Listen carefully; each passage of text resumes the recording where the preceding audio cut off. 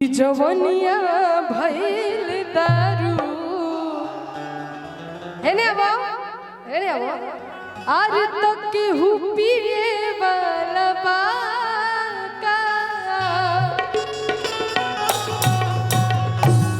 गाना रहे एगो गाना रोवा सब सुनने रही जाए कि कभी बेकसी ने मारा हो कभी बेबसी ने मारा। ओही पे हमने के भोजपुरी में कैसे कैले वाली जा कि जवनिया ई जवनिया ई जवनिया ई जवनिया ई जवनिया ई जवनिया ई जवनिया भइल दारू अरे ई जवनिया भइल दारू केहू पिए वाला बाका। ई जवनिया भइल दारू अरे केहू पिए वाला बाका। मस्ती में मस्त बानी मस्ती में मस्त बानी पी के जिए वाला बाका। ई जवनिया ई जवनिया ई जवनिया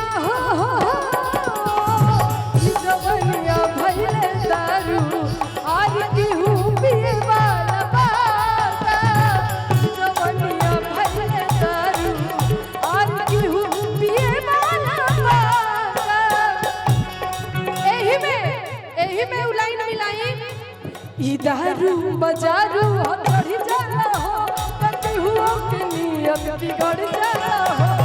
दारू बजारू हो चढ़ी जाला हो केहू के नियत बिगड़ जाला हो। चलो चिखना के काम हो घुघुनिया पर नोट पर सीला तोहरा दुनिया नोट पर सीला तोहरा दुनिया चटिला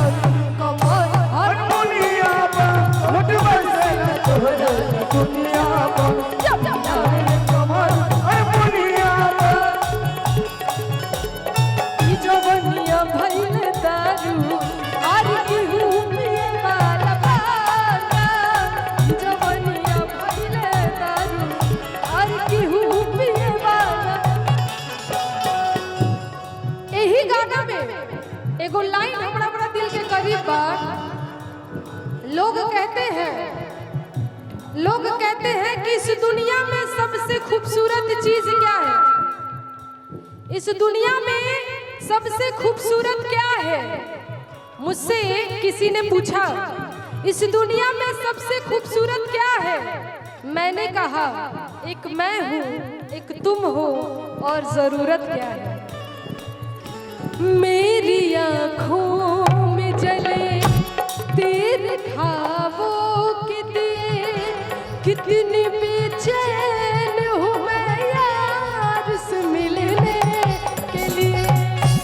मेरे बिछड़े दिल पर तू जो एक बार मिले चैन आ जाए मुझे जो तेरा दीदार मिले। मसीहा मेरे दुआ में मुझे मेरे यार से मिला दे मुझे मिला दे मुझे दीवार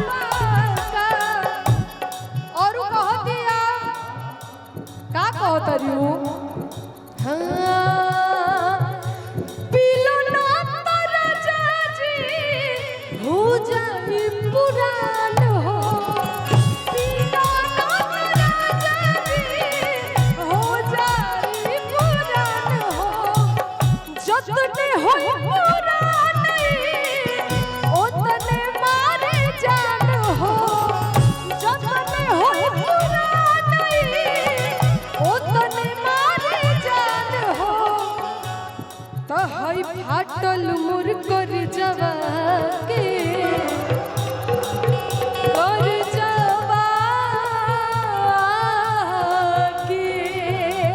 फाटल मोर कर जवान की हुसी वाला जवनिया भइले दारू आर की हुसी वाला जवनिया भइले दारू आर की हुसी वाला जवनिया भइले दारू आर की हुसी वाला जवनिया भइले दारू